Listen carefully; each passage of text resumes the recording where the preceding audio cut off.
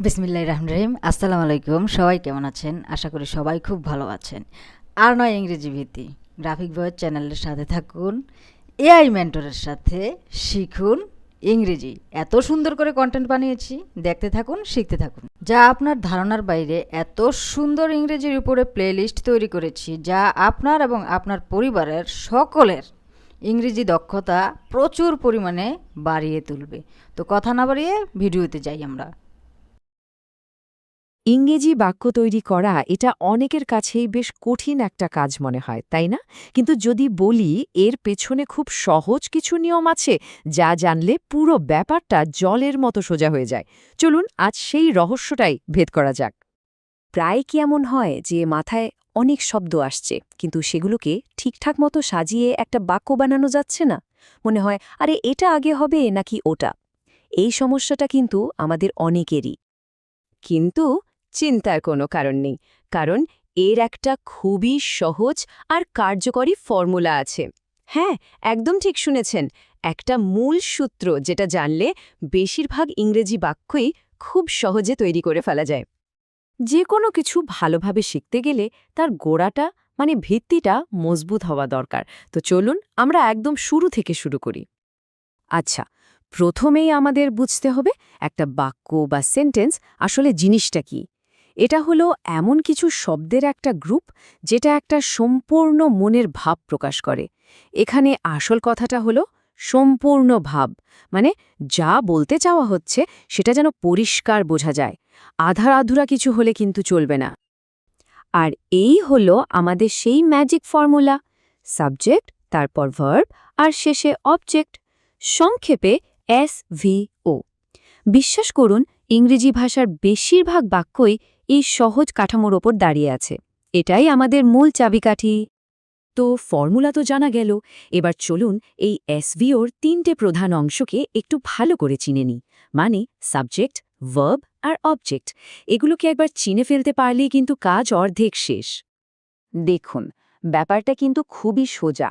Subject হলো কর্তা, মানে বাক্যে যে কাজটা করছে বা যার সম্পর্কে কথা হচ্ছে। ভার্ব হলো সেই কাজটা, মানে ক্রিয়া।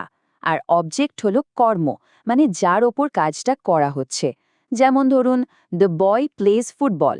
এখানে দ্য বয় হলো সাবজেক্ট, প্লেজ মানে খেলা করাটা হলো ভার্ব, আর কি খেলছে, ফুটবল, এটা হলো অবজেক্ট। সহজ, তাই না? আর মজার ব্যাপার হলো, এই SVOর মূল কাঠামোটা একবার বুঝে গেলে এটাকে ব্যবহার করেই কিন্তু আমরা নানা ধরনের বাক্য তৈরি করতে পারি। চলুন দেখি বাক্য আর কত রকমের হতে পারে। মূলত 4 ধরনের বাক্য আমরা ব্যবহার করি।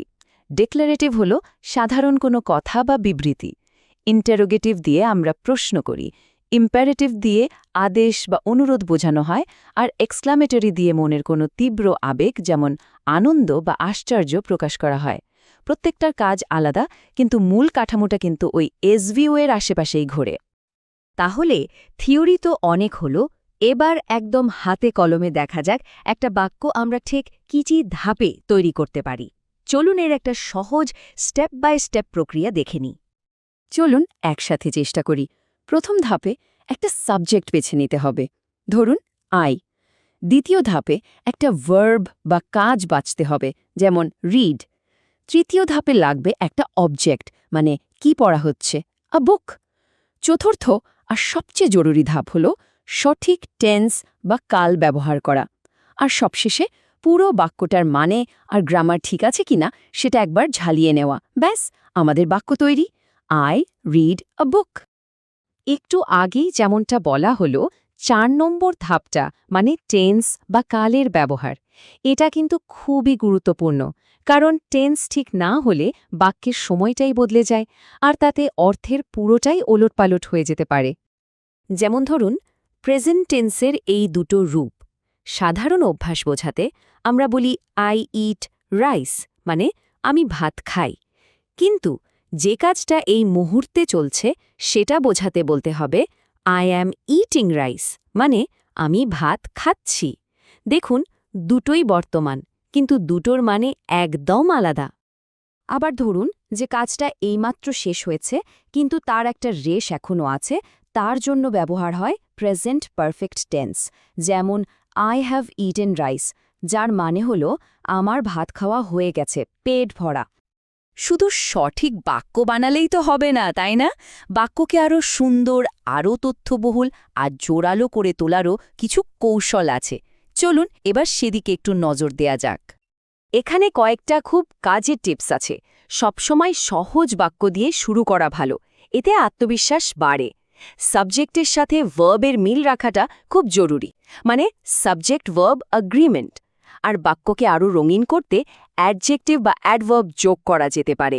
তবে সব কথার শেষ কথা হলো নিয়মিত অনুশীলন, এর কোনো বিকল্প নেই।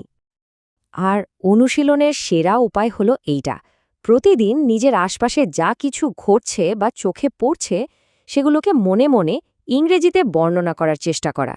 যেমন, একটা পাখি উড়ছে না ভেবে ভাবা আ বার্ড ইজ ফ্লাইং, বা গাড়িটা লাল না ভেবে ভাবা দ্য কার ইজ রেড।